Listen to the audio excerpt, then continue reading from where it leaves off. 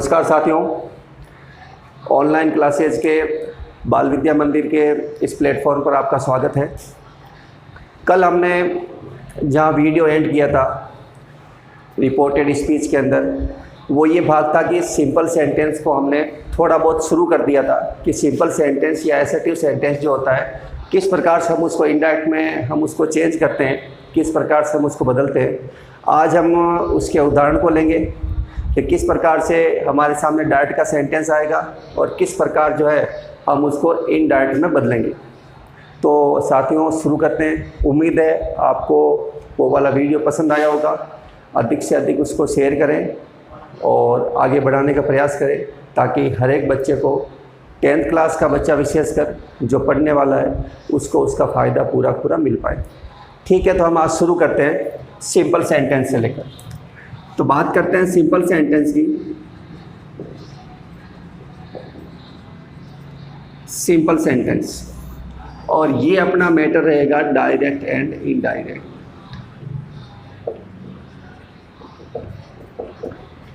ठीक है, इसके बारे में हमने चर्चा कर ली थी। डायरेक्ट वाला भाग क्या होता है, इनडायरेक्ट वाला भाग क्या होता है। हमने प्रोनाउन के बारे में चर्चा की थी कि किस प्रकार से हमें प्रोनाउन को चेंज करना है। सन बटा 123 के नियम से हम उसको बदलते हैं। जैसे सब्जेक्ट के अनुसार बदलेगा या ऑब्जेक्ट के अनुसार बदलेगा, फर्स्ट पर्सन का है या फिर सेकंड पर्सन का है या फिर थर्ड पर्सन का है, उसमें नो चेंज रहेगा। ये हमने पूर्व के वीडियो में डाल दिया था। आज हम इसका एक भाग लेते हैं जिसमें सिंपल या एसर्टिव सेंटेंस उसको बोलते हैं। और जब हमारे सामने, क्योंकि एग्ज़ाम के अंदर जो है हमें डायरेक्ट का वाक्य दिया हुआ होगा और उसको हमें इनडायरेक्ट में बदलना होगा। वाक्य सिंपल का भी हो सकता है, वाक्य इंट्रोगेटिव भी हो सकता है, वाक्य इम्पेरेटिव भी हो सकता है, वाक्य ऑप्टेटिव भी हो सकता है और वाक्य एक्सक्लेमेटिव भी हो सकता है। तो आज हम उसका पहला भाग लेंगे जो अपना भाग है सिंपल सेंटेंस। तो आज के इस वीडियो में हम ये क्लियरफाई करने का प्रयास करेंगे कि सिंपल सेंटेंस का जो वाक्य होता है, डायरेक्ट का वाक्य, उसको इनडायरेक्ट में कैसे बदला जाए, क्या क्या नियम होते हैं, क्या क्या आगे आती है परेशानी हमारे सामने, उसको हम सॉल्व करते जाएंगे। पहली बात ये कि सिंपल सेंटेंस की अगर पहचान के बारे में देखा जाए तो क्या होती है। तो सिंपल सेंटेंस सामान्यतया सब्जेक्ट से शुरू होता है और फुल स्टॉप पर अंत हो जाता है। ये एक सामान्यतः जो है सिंपल सेंटेंस की परिभाषा होती है कि सब्जेक्ट से शुरू होता है और अंत में जाके फुल स्टॉप पर ख़त्म होता है। जैसे मैं आपके सामने एक उदाहरण लिखता हूँ, ही इज वर्किंग हार्ड। ये मैंने उदाहरण लिखा है, ही इज वर्किंग हार्ड। ही यहाँ पे सब्जेक्ट है, इज यहाँ पे हेल्पिंग वर्ब है, ये वर्ब के फर्स्ट फॉर्म प्लस आईएनजी है। ठीक है ना। तो ये यहाँ से लेकर यहाँ तक का भाग जो है वो सिंपल सेंटेंस पूरा है, क्योंकि ये सब्जेक्ट से शुरू हो रहा है और अंत में इसके फुल स्टॉप लग रहा है। ये थोड़ा इस बात का ध्यान रखें, क्योंकि आगे जो भी सेंटेंस बदलेंगे उसमें थोड़ी उनकी परिभाषा जो है, दिखावट जो उनका बदलता जाएगा। अब सबसे पहली बात ये कि डायरेक्ट में क्या होगा और हमें उसको इनडायरेक्ट में बताते समय क्या परिवर्तन करना होगा सिंपल सेंटेंस की दृष्टि से। कल थोड़ा सा वीडियो के अंत में हमने उसको क्लियरिफाई किया था, लेकिन आज उसको फिर से अपन कर देते हैं। थोड़ा साथ में नोट्स बनाते रहो, ताकि क्या है कि ये चीज़ आपको संपूर्ण रूप से कराई जा रही है। शॉर्ट भाग नहीं है इसका, पूर्ण रूप से जो 10th लेवल तक होता है वो पूरा ये गहराई से कराया जा रहा है। जिस प्रकार से ऑफलाइन क्लास में कराते हैं उसी तरीके से ये ऑनलाइन क्लास में चल रहा है। तो ज़्यादा फ़ायदा आपको तब मिलेगा जब आप इसके नोट्स बना लेंगे और फिर आप बाद में उसको आसानी से रेफरेंस बुक से हो या किसी अन्य बुक से हो उसके जितने उदाहरण करेंगे आपको उसमें उसका फ़ायदा मिलेगा। ठीक है, अब देखो, अब सबसे पहले बात आती है रिपोर्टिंग वर्ब की, कि अगर डायरेक्ट के अंदर रिपोर्टिंग वर्ब आपके या तो से जा सकती है, ठीक है ना, या फिर से आ सकता है। तो हम उसको इनडायरेक्ट बनाते समय या तो करेंगे अपन टेल के अंदर और या करेंगे टेल्स के अंदर। अगर सेज है तो वो जाएगा टेल्स के अंदर और से है तो वो जाएगा टेल के अंदर। इस बात का ध्यान रखें। उसके बाद में ये तो थी आपके प्रेजेंट सिंपल की बात, प्रेजेंट सिंपल जब वर्ब की फर्स्ट फॉर्म होती है। अगर रिपोर्टिंग वर्ब आपके से का सेड आ जाता है या फिर सेड टू होता है तो हम उसको चेंज करते हैं टोल्ड के अंदर। तो ये आपके हो गया पास्ट फॉर्म, इसका मतलब वर्ब की सेकंड फॉर्म है और सेकंड फॉर्म का मतलब हो गया पास्ट फॉर्म। उसके अलावा हमें जो है फ्यूचर सिंपल की भी सहायक क्रिया मिल सकती है और फ्यूचर सिंपल में विल या सेल, विल या सेल के साथ वर्ब की फर्स्ट फॉर्म होगी तो फिर वो वही कंडीशन रहेगी, विल या सेल ही आएगा और सब्जेक्ट के अनुसार बदल जाएगा और उसके बाद में वर्ब की फर्स्ट फॉर्म ही रहेगी। ये थोड़ा आप ध्यान रखें क्योंकि आपको मालूम होना चाहिए विल और सेल दोनों मॉडल हैं और जब हम इसको टेंस में बात करते हैं तो फर्स्ट पर्सन के जो प्रोनाउन हैं आई और वी उसके साथ तो हम जो है सेल का प्रयोग करते हैं और बाकी सभी के साथ अपन किसका प्रयोग करते हैं, विल का प्रयोग करते हैं। ये थोड़ा ध्यान रखें क्योंकि अगर कर्ता आई और वी है तब हम उसके साथ सेल का प्रयोग करेंगे और जब कर्ता वी होगा जब अन्य कर्ता होंगे तब हम उसके साथ जो है विल का प्रयोग करेंगे। ये थोड़ा ध्यान रखें। तो ये बात तो थी रिपोर्टिंग वर्ब की, जो अपन सिंपल सेंटेंस की बात करते हैं कि अगर प्रेजेंट टेंस में आ रहा है तो प्रेजेंट टेंस में ही रखना है, पास्ट में आ रहा है तो पास्ट में ही रखना है और फ्यूचर में आ रहा है तो रिपोर्टिंग वर्ब को अपने को फ्यूचर में ही रखना है। इस बात का थोड़ा ध्यान रखें। एक बात और क्लियरफाई यहाँ पे कर देते हैं, जब मैंने टेंस चार्ट आपके सामने किया था उस समय मैंने बताया था कि टेंस की जो आपने सारणी बनाई थी लास्ट वाले वीडियो के अंदर, वो टेंस चेंज केवल इस भाग में होगा, पास्ट फॉर्म। अगर रिपोर्टिंग वर्ब पास्ट फॉर्म में है तभी हम उसके टेंस में परिवर्तन करेंगे, अन्यथा इस भाग में है तो हमें टेंस में परिवर्तन नहीं करना है और इसमें है तो हमें टेंस में परिवर्तन नहीं करना है। इस बात का थोड़ा ध्यान रखें। उसके बाद एक बात मैंने आपको और बताई थी उस समय, जो इस समय क्लियरिफाई कर देते हैं अपन उस बात को कि वो क्या था। देखो, जब बात एसर्टिव सेंटेंस की होती है, जब बात सिंपल सेंटेंस की होती है तो बहुत विशाल का क्षेत्र है इसका सिंपल सेंटेंस में अपने प्रेजेंट टेंस का। तो प्रेजेंट टेंस के अंदर आपको मालूम होगा एक तो वाक्य यूनिवर्सल ट्रूथ वाले भी होते हैं, यूनिवर्सल ट्रूथ ये वाक्य भी बनते हैं, हिस्टोरिकल होते हैं ये वाक्य भी आते हैं, उसके बाद में हैबिचुअल होते हैं वो भी आते हैं, हैबिचुअल वाक्य भी आते हैं, कहावत भी आती है, मुहावरे भी आते हैं, वैज्ञानिक बातें भी आती है, वो सारी आती है। तो उसमें आप ध्यान रखना कि उसमें आपको टेंस चेंज नहीं करना है, चाहे वर्ब की सेकंड फॉर्म दे रखी हो तो भी। अगर रिपोर्टिंग वर्ब सेकंड फॉर्म में भी है तब भी आपको उस कंडीशन में आपको टेंस चेंज नहीं करना है। इस बात का थोड़ा आप ध्यान रखें। सार्वभौमिक सत्य में जैसे उदाहरण देता हूँ मैं आपको भी कि the sun rises in the east, तो वो एक यूनिवर्सल ट्रूथ है जिसको हम बदल नहीं सकते। भूतकाल में भी वही था, वर्तमान में भी है और आने वाले समय में भी रहेगा। तो इस प्रकार की बातों को जब हम चेंज नहीं कर सकते, बदल नहीं सकते, तो उस समय जो है रिपोर्टेड स्पीच का जो टेंस है वो हमें चेंज नहीं करना है, वो टेंस आपके समान ही रहेगा। ठीक है, ये बात आपके समझ में आ गई होगी। और इसके बाद रिपोर्टिंग वर्ब के बाद में आरवी के बाद में अपन बात करते हैं कनेक्टिव की, क्योंकि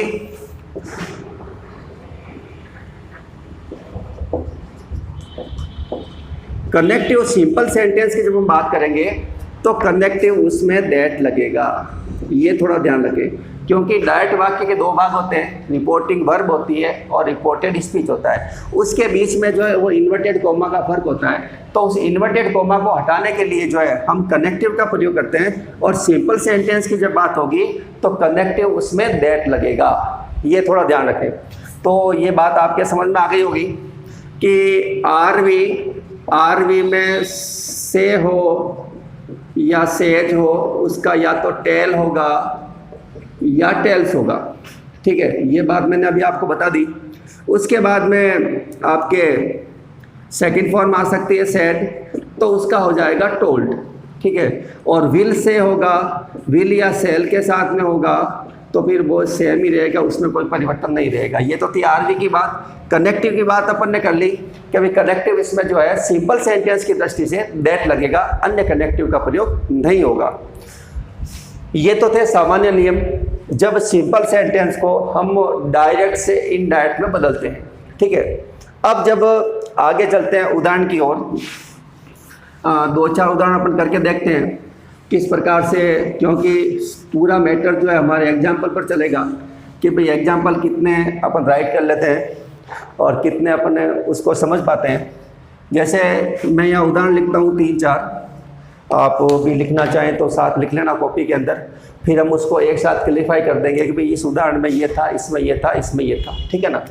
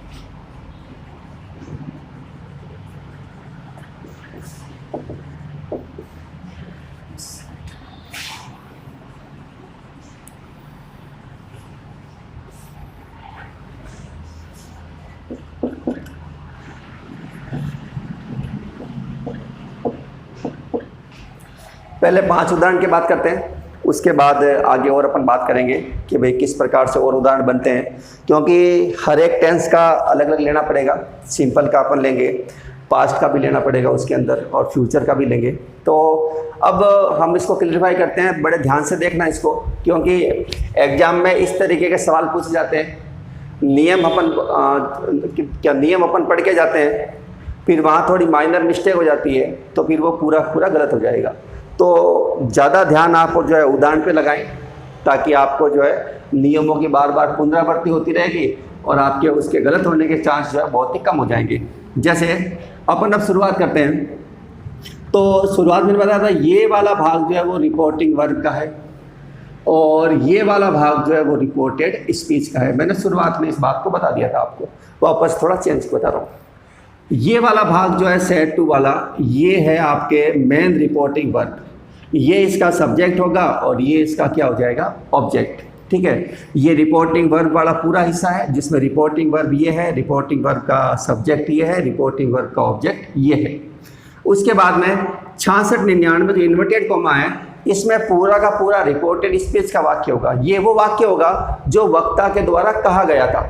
ठीक है, अब इसको किस प्रकार से हल करना है, सबसे पहली बात ये कि अपन शुरुआत करेंगे तो यहाँ ही आ गया। अब रिपोर्टिंग वर्ब को देखना है, तो रिपोर्टिंग वर्ब सेड टू है, इसका मतलब पास्ट फॉर्म के अंदर है। तो सिंपल सेंटेंस को ध्यान में रखते हुए सेड टू को मैं बदल रहा हूँ टोल्ड के अंदर, बदल दिया मैंने। उसके बाद ये मी का मी, यहाँ तक मेरे हिसाब से आपको दिक्कत नहीं आनी चाहिए। ये बात आपको समझ में आ गई होगी कि सेड टू का टोल्ड मैंने क्यों किया है, क्योंकि अगला वाला वाक्य जो है वो सिंपल सेंटेंस है, और जब ये सिंपल सेंटेंस होगा तो रिपोर्टिंग वर्ब जो है सेड टू का बदलेगा टोल्ड।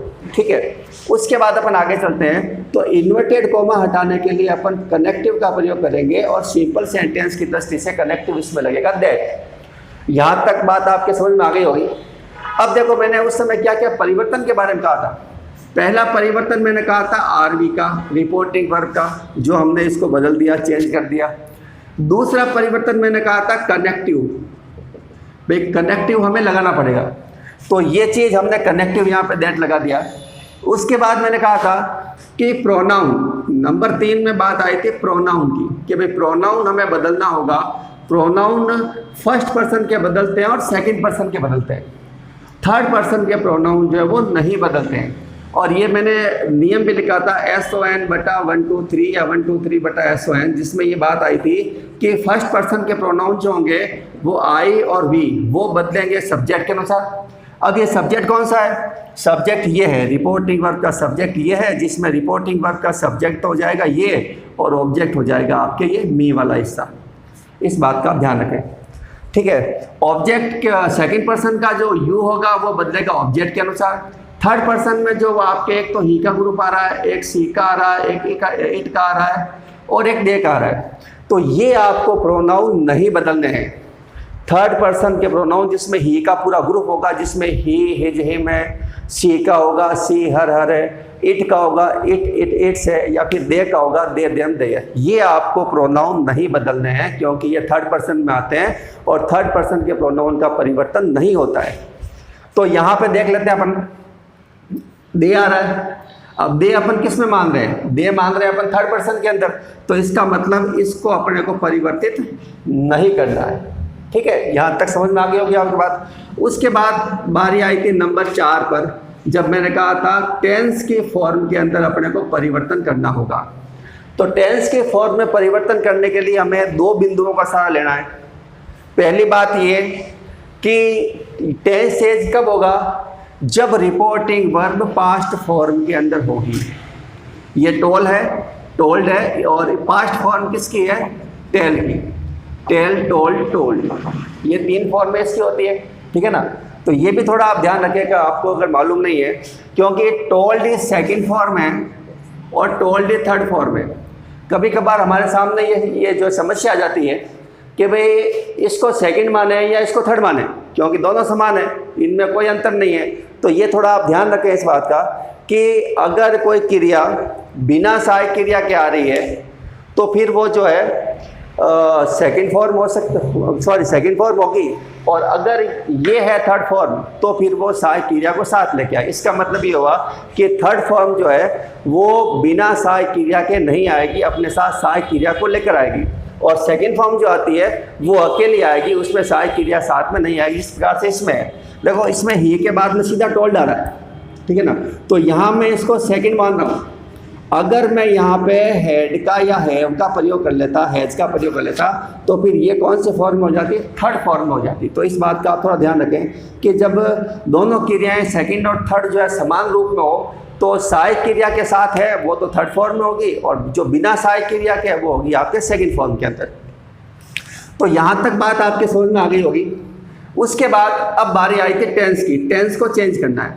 मैंने आपको जब पिछले वीडियो में सारणी बताई थी और एक शॉर्ट टिक भी बताई थी उसके अंदर कि आपको ये ध्यान रखना, मेजरली यही आएंगे, वी फर्स्ट बदलेगा वी सेकंड में, वी सेकंड बदलेगा हेड प्लस थर्ड फॉर्म के अंदर, और इज आर एम बदलेंगे वाज या वर के अंदर, ठीक है। और वाज या वर जो होंगे वो बदलेंगे हेड बीन में, ठीक है, यहाँ तक बात। उसके बाद में हैज और हैव वो बदलेंगे हेड में। ये थोड़ी आप अपने ध्यान में रखें, दिमाग में रखें, क्योंकि इसका काम बहुत अधिक आना है, पढ़ना है। तो पहली बात तो हमें ये देखना पड़ेगा यहाँ पे सेकंड फॉर्म है, इसलिए हमें टेंस चेंज करना है। लेकिन मैंने अभी आपको एक जस्ट बात बताई थी, वो ये बताई थी कि भले यहाँ पे सेकंड फॉर्म क्यों नहीं हो, लेकिन अगर रिपोर्टेड स्पीच का वाक्य आपके जो है वो सार्वभौमिक सत्य है, या कोई कहावत है, या कोई मुहावरा है, या कोई ऐतिहासिक तथ्य है, या हैबिचुअल है, तो वो आपके नहीं बदलेगा, चाहे यहाँ पे सेकंड फॉर्म में क्यों ना हो। तो हमें टेंस चेंज करते समय 2 बातों का ध्यान रखना है। पहली बात तो ये ध्यान रखना है कि यहाँ पे सेकंड फॉर्म होनी चाहिए, ठीक है। नंबर दूसरी बात का ये ध्यान रखना है कि सेकंड फॉर्म भले ही हो, लेकिन आगे कोई इस प्रकार का वाक्य तो नहीं है जो इस प्रकार का हो कि हम उसको बदल नहीं सकते, तो फिर आपको उसमें टेंस में चेंज नहीं करना है। तो मैंने इस वाक्य को पढ़ा, दे आर वर्किंग वेल, तो ये ऐसी कोई बात नहीं है जो सार्वभौमिक सत्य में आए, कहावत में आए, मुहावरे में, सामान्य सी बात कही गई है। और जब सामान्य सी बात होगी तो उसमें चेंज होगा। तो अपन यहाँ देख लेते हैं कि ईद जा रहे किस बदल रहा है, ईद जा रहे बदल रहा है वाज भर में, तो दे के साथ क्या लग जाएगा, दे के साथ लगेगा भर। चार मेजर चेंज कर लेते हैं हमने, उसमें कर लिए। उसके बाद अगर कोई प्रोनाउन आता है तो बदलेगा, बाकी सामान्य वर्ड को आपको नहीं बदलना है। तो फिर आपके वर्किंग का वर्किंग हो जाएगा और वेल का वेल, और यहाँ पे लग जाएगा फुल स्टॉप। ये जो इन्वर्टेड कोमा है वो हट जाएगी और ये पूरा का पूरा आपके एक सेंटेंस बन जाएगा, जिसका ये आपके हो जाएगा कंप्लीट सेंटेंस, जिसमें he told me that they are working well. तो ये वाला भाग जो था वो भाग था डायरेक्ट का, और जो हमने इसको भी ट्रांसलेट किया है वो भाग हो गया आपके इनडायरेक्ट का। उम्मीद है आपको ये एग्जाम्पल आया होगा समझ में। अभी तो अपन बहुत आगे चलेंगे एग्जाम्पल में, और आगे समझ में आ जाएगा, थोड़ा ध्यान रखना। अब देखो इसमें क्या है, जैसे ये आ रहा है मोहन सेज, ठीक है। तो मैंने बताया था अभी आपको, से या सेज होता था, हम उसको टेल्स में बदल देते हैं, तो यहाँ मैंने कर दिया मोहन टेल्स कर दिया। अब वही बात इन्वर्टेड कोमा हटाने के लिए अपन किसका प्रयोग करेंगे, दैट का, कर दिया दैट का प्रयोग। अब आगे में ये आई आ रहा है, आई कौन से पर्सन का है कि आई साहब फर्स्ट पर्सन का है, तो फर्स्ट पर्सन का तो बदलेगा क्योंकि फर्स्ट और सेकंड दोनों बदलते हैं, और फर्स्ट का बदलेगा किसके अनुसार, फर्स्ट का बदलेगा सब्जेक्ट के अनुसार। तो अब उसमें देखो, अब इसमें सब्जेक्ट कौन सा है, तो क्रिया से पहले वाला सब्जेक्ट हो गया, तो मोहन अपना क्या बन गया, सब्जेक्ट हो गया। अब मोहन एक पुल्लिंग है क्योंकि हमें यहाँ पे प्रोनाउन लाना, ये तो नाउन है पर्सनल, ठीक है ना, हमें यहाँ पे लाना प्रोनाउन, ठीक है, प्रॉपर नाउन है ये, हमें इसमें लाना है आपको जब प्रोनाउन। तो जब भी कोई पुल्लिंग नाम होता है तो हम उसके लिए ही का प्रयोग करते हैं, जब कोई स्त्रीलिंग नाम होगा तो हम उसके लिए सी का प्रयोग करेंगे, जब कोई बहुवचन में आ जाएगा, जैसे मान लो चिल्ड्रन आ गया, पीपल आ गया, उसके लिए हम दे लगाएंगे। और अगर कोई निर्जीव वस्तु है या फिर कोई जानवर है तो उसके लिए अपन किसका प्रयोग करेंगे, इट का। ये थोड़ा ध्यान रखें कि अगर कोई पुल्लिंग नाम है तो उसका अपन ही से संबोधन कर सकते हैं, स्त्रीलिंग नाम है उसका सी से कर सकते हैं, बहुवचन में आ गया तो अपन उसमें दे लगाएंगे, और अगर वस्तु या जानवर है तो उसमें अपन इट का प्रयोग करेंगे। अब देखो, मैंने मोहन है, मोहन के लिए मैं यहाँ इसके लिए ही मांग रहा हूँ क्योंकि मोहन पुरुष है और हम उसके लिए ही का प्रयोग करते हैं। तो ये थोड़ा ध्यान रखना कि जब मैंने आई है, आई बदलेगा किसके अनुसार, ही के अनुसार। पिछले वाले वीडियो मैंने आपको बताया था सारणी जब प्रोनाउन की ड्रॉ की थी तो उसमें पूरा क्लियरिफाई किया था किस प्रकार से उसको बदलना है। यहाँ पर मैं थोड़ा चेंज कर लेता हूँ, थोड़ा बदल देता हूँ उसमें कि आई किस रूप में, आई रूप में आपके सब्जेक्ट, ठीक है। तो जिस रूप में ये है उसी रूप में इसका यहाँ लेके आना है। जैसे आई यहाँ सब्जेक्ट के रूप में, तो भाई अपन ही मान रहे हैं तो ही का सब्जेक्ट क्या होगा, तो ही का सब्जेक्ट खुद ही होता है, और ही का अगर ऑब्जेक्ट की बात करें तो ही का ऑब्जेक्ट हिम होता है, और अगर ही के संबंध की बात करें तो ही का संबंध हिज होता है। तो यहाँ पे आई बदलेगा ही के अनुसार, तो यहाँ पे हो जाएगा ही। आप एक दो उदाहरण करके देखना, पिछला वाला वीडियो आप देखना, उसमें जब पर्सनल प्रोनाउन की पूरी सारणी बनाई हुई है और उस सारणी के अंतर्गत पूरा समझाया हुआ है किस तरह से आपको जो उसको बदलना है, ठीक है। तो आई का यहाँ पे ही हो गया। अब वही बात कि टेंस चेंज होगा या नहीं होगा, तो नहीं होगा। क्यों नहीं होगा, क्योंकि यहाँ टेल्स आ रहा है और टेल्स तो प्रेजेंट फॉर्म है। केवल टेंस चेंज कब होता है, जब पास्ट फॉर्म होती है, तो हमें टेंस तो चेंज करना ही नहीं है। तो आई के साथ एम लगा है तो ही के साथ लग जाएगा इज, ठीक है। और फिर यहाँ हो जाएगा नॉट, फीलिंग का फीलिंग और वेल का वेल। इस तरीके से हम इस सेंटेंस को सॉल्व करेंगे। आगे देखते हैं।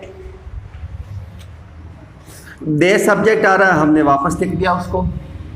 टोल्ड आ रहा है, टोल्ड का टोल्ड कर दिया। सेड होता तो टोल्ड करते हैं, टोल्ड उसने खुद ने दे दिया तो अपने वापस उसको टोल्ड कर दिया, ठीक है। और फिर आगे सिंपल सेंटेंस को देख के हमने लगा दिया कनेक्टिव दैट। यहाँ तक तो आपको बात समझ में आ गई होगी। अब देखो आगे, मोहन है, प्रॉपर नाउन है, कोई चेंज नहीं होगा, मोहन का मोहन हो गया। अब हैजेव आ रहे हैं, हैजेव सहायक क्रिया है जो बदलती है हेड के अंदर, लेकिन पहले यहाँ पे देख लो सेकंड फॉर्म एक नहीं है, सेकंड फॉर्म है, इसका मतलब हमें टेंस चेंज करना है। तो हैव हैज बदलते हैं हेड के अंदर, कम का कम, टू का टू। अब देखो मी प्रोनाउन आ रहा है, ठीक है। और प्रोनाउन का मतलब क्या हुआ, first act, second act, third act क्या है, तो इसका मतलब ये आपके है प्रोनाउन फर्स्ट पर्सन का। आई का मी कर्म होता है, फर्स्ट पर्सन में आएगा। अब इसको बदलना है सब्जेक्ट के अनुसार, क्योंकि फर्स्ट पर्सन के प्रोनाउन जो है वो सब्जेक्ट के अनुसार चेंज होते हैं, बदलते हैं, ठीक है।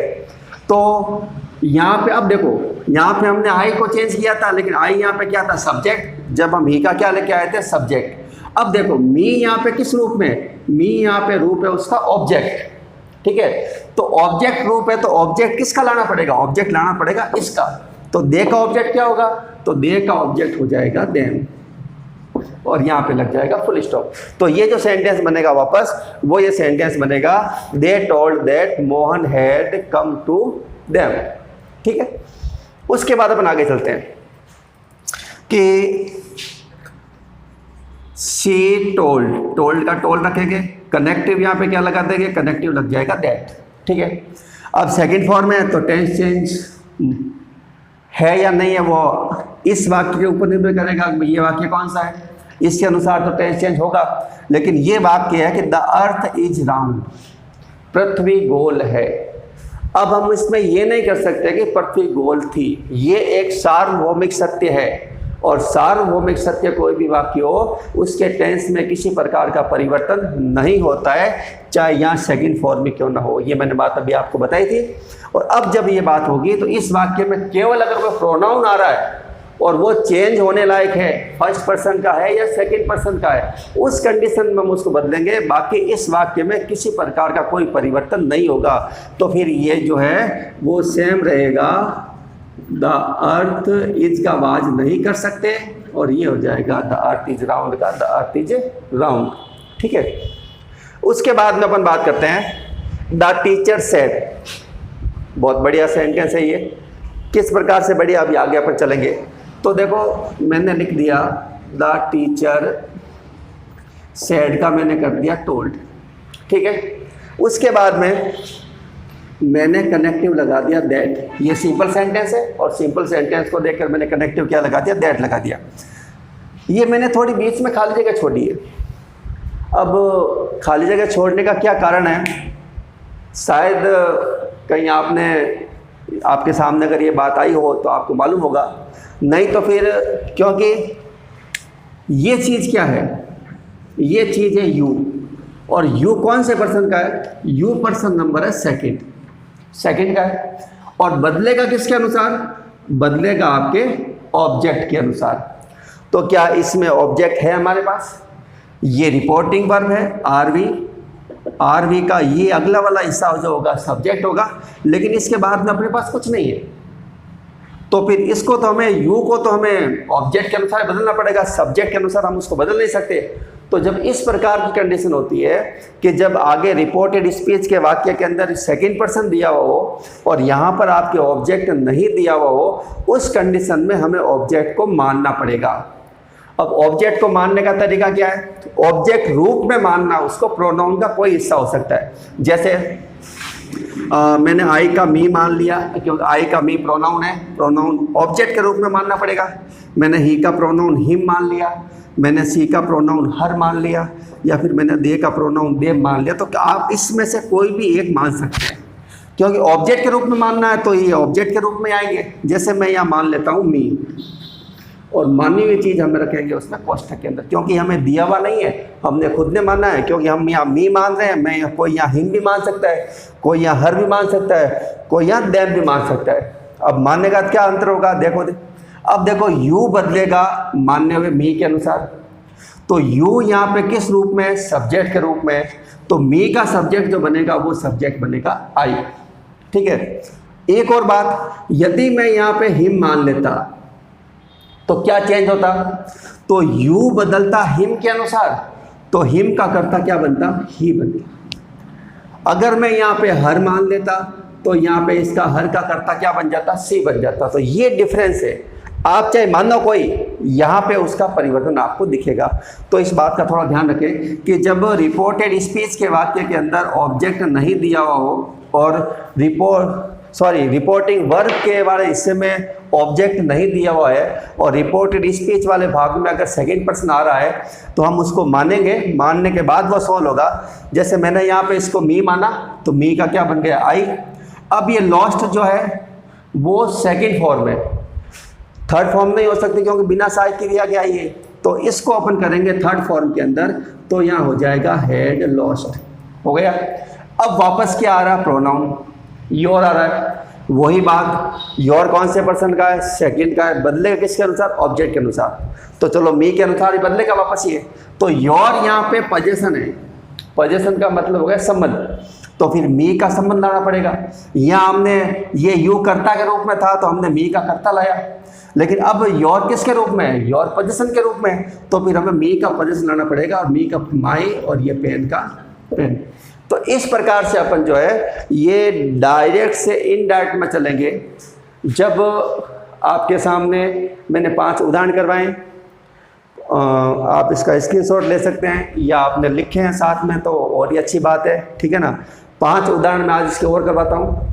उसके बाद आप किसी भी रेफरेंस बुक में आपके हो या कोई अन्य किताब है जिसमें रिपोर्टेड स्पीच वाला भाग दिया हुआ है, उसमें आप आज जो है सिंपल सेंटेंस को सॉल्व करके देखना, ठीक है। और सिंपल सेंटेंस को सॉल्व करने के बाद आपको, मुझे नहीं लगता कहीं दिक्कत आएगी, और अगर दिक्कत आती है तो कमेंट बॉक्स में आप अपने सवाल को डाल सकते हैं। आपका सवाल जो भी होगा वो यहाँ पे क्लैरिफाई कर दिया जाएगा, ठीक है। अब एक 2-4 उदाहरण अपन और लेते हैं ताकि थोड़ा और समझ में आ जाए, क्योंकि कल जब अपन नया वीडियो जो इसके ऊपर डालेंगे तो फिर वो इंट्रोगेटिव सेंटेंस का होगा, सिंपल सेंटेंस का नहीं होगा, क्योंकि सिंपल सेंटेंस इतना ही है। आज हमने इसके 5 उदाहरण कर लिए हैं। कल जब नेक्स्ट वीडियो क्लास होगी इसके पहले 5 उदाहरण अपन और अलग से करेंगे। उसके बाद हम जो है वो डायरेक्ट से इनडायरेक्ट वाले भाग में जो इंट्रोगेटिव वाला भाग लेंगे। तो आपको ये कहना है कि पहले आप इसके उदाहरण को चेक करें, एक बार रेफरेंस बुक में से देख लें। कल हम इसके 5 और करेंगे, उसके बाद हम इससे आगे चलेंगे इंट्रोगेटिव वाले जो भाग के अंदर, ठीक है। नमस्कार।